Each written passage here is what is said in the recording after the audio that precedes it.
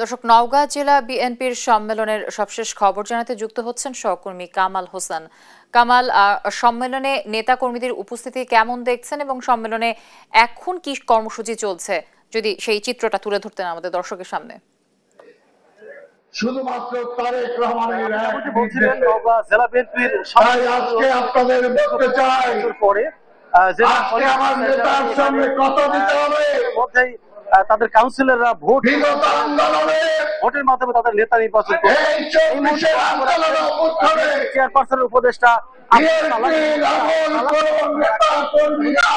রাখবেন বিএনপির স্থায়ী কমিটির সদস্য জনাব ইকবাল হাসান মাহমুদ টুকু, তিনি এবং আজকের অনুষ্ঠানের অতিথি হিসেবে বক্তব্য রাখবেন তারেক রহমান, যিনি ইতিমধ্যে ভিজুয়ালি যুক্ত হয়েছে। এখানে কনভেনশন সেন্টার এখানে পূর্ণ হয়েছে। এখানকার যারা কাউন্সিলর ভোট দেবেন এবং কাউন্সিলর এখানে উপস্থিত হয়েছেন।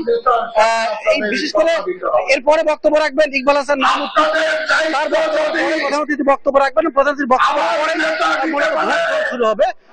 জানিয়ে রাখি, এবারে মোটামুটি 8 জন সভাপতি পদে, 4 জন সাধারণ সম্পাদক পদে এবং 8 জন পদে প্রতিনিধিত্ব করছে। 1414 জন ভোটার তাদের ভোটাধিকার প্রয়োগ করবে। তো এই পর্যায়ে মোটামুটি এখন বক্তব্য রাখছেন বীর মুক্তিযোদ্ধা আব্দুল সালাম, যিনি আজকের এই অনুষ্ঠানে উদ্বোধন করেছেন। এরপরেই মূলত সর্বশেষ আজকের যিনি ভিজুয়ালি উপস্থিত হয়েছেন ইকবাল হাসান মাহমুদ, তিনি বক্তব্য রাখবেন। তার বক্তব্যের পরেই মূলত তারেক রহমান বক্তব্য রাখবেন। তারেক রহমান বক্তব্যের পরে নির্বাচন অনুষ্ঠিত হবে। আমি এখানে দেখতে পাচ্ছেন মোটামুটি প্রচুর কানায় কানায় কাউন্সিলর উপস্থিত হয়েছেন।